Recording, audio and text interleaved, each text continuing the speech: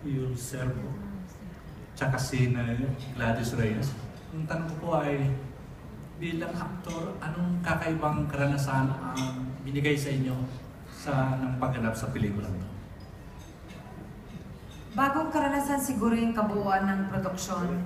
Kasi ako personally bilang isang artista, sa tagal ko ng panahon na nag-aartista, ngayon lang ako nakapagtrabaho sa mataas na kalidad ng mga kagamitan. Meaning yung mga camera, yung mga ISO na remote control, yung Amira na camera, yung mga tao, yung may dalawang Janet, para pag nasira yung isa, may naka-standby na isa. Yung nakakamanghang dedikasyon para lang hindi masira ang isang araw, na hindi magawa ang dapat gawin. At yung unity ng grupo to make the film better every shooting days. Yun po yung experience ko na kakaiba. Tsaka syempre si Direk Joel naman, like ko naman nakakatrabaho. It's always a privilege to work with Direk Joel.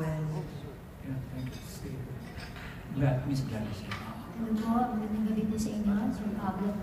Isang malaking karangalan po talaga na gumanap bilang anak ng Ka Felix Manalo. Ako po si Abilin na nga po, ang pangalawa sa mga anak ng Ka Felix. Ibang-ibang karanasan po dahil sa halos maraming eksena na walang dialogo, kumbaga.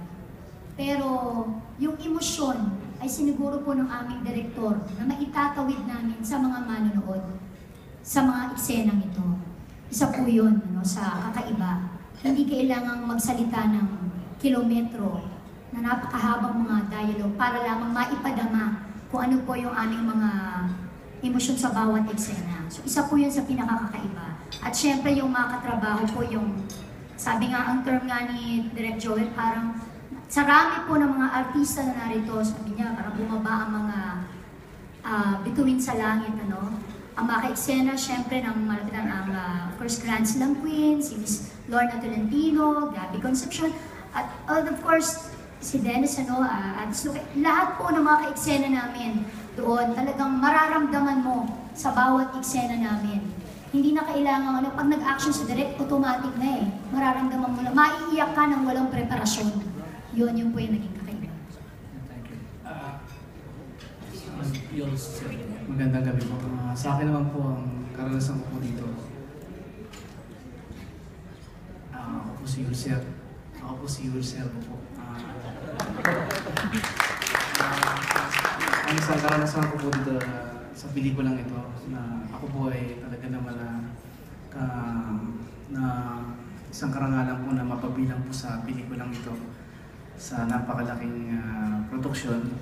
Ito po, nung nagkatrabaho po ko dito, kita ko po bigay todo po dito. Hindi po tinipid yung pelikula, kung ano po talaga yung kailangan ng production, binibigay po talaga. Biruin nyo nga yung camera, kinakabit sa kalesa, ay napakamahal ng camera po. Para maging maganda lang po yung eksena. At syempre, bilang katrabaho ko si Direk Joel Lamacan, sa pangalawang pagkakataon po, ay talaga naman ang galing po. Marami po natutunan din po kay Direk Joel sa pelikulang ito. At syempre, isang karangalan po na makapasama sa mga magagaling na artista po. Maraming salamat. Pero yung tanong ko ay para kay Ms. Novi Serna at kay Mr. Gabby Concepcion.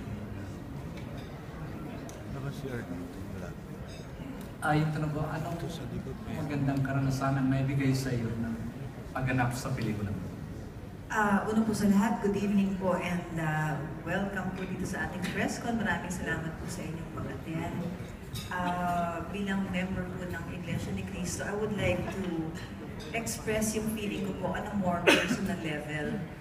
Bilang bagong kapatid po, 4 years po ako sa awa ng Ama na miyembro po ng Iglesia ni Cristo.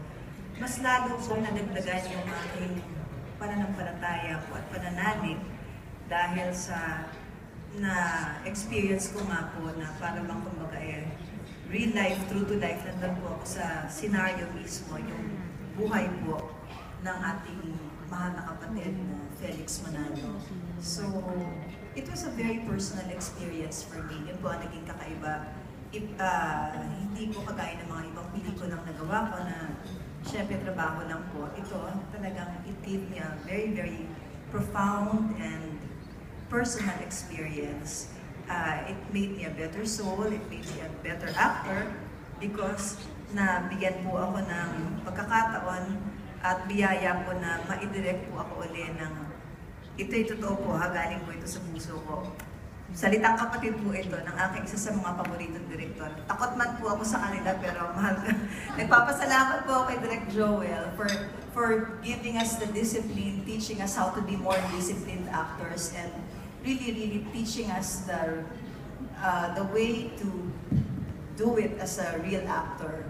Not only in terms of acting, pero unang-una po sa lahat yung attitude, having the right attitude for work. Hindi ko po makakalimutan yung na-impart po sa amin ni Direk Joel one shooting day na hindi ko po talagang napigilan yung aking sarili. Nagpasalamat ako kay Direk na talagang bukal po yun sa puso ko kasi dadalhin ko po yun hanggang sa aking pagtanda pa. Thank you, Direk.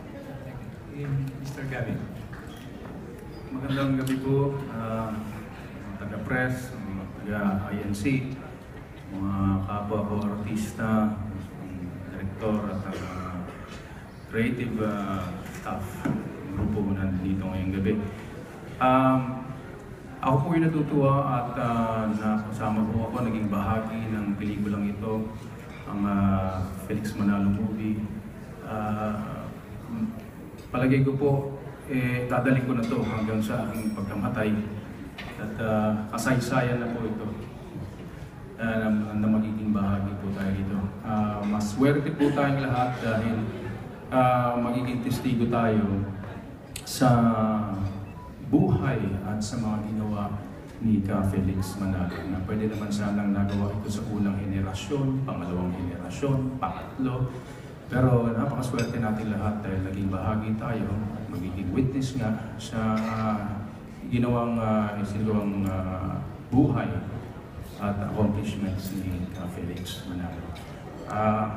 Marami po akong natutunan dito. Kami po ay nagsamba at nakita po namin katulad ni Direk, ako po ay Katoliko. Marami akong kaibigang mga iglesia at nakita ko na iba ang patakbo ng mga iglesia at naniniwala ko sa kanila at malaki po ang respeto ko sa Iglesia ni Cristo.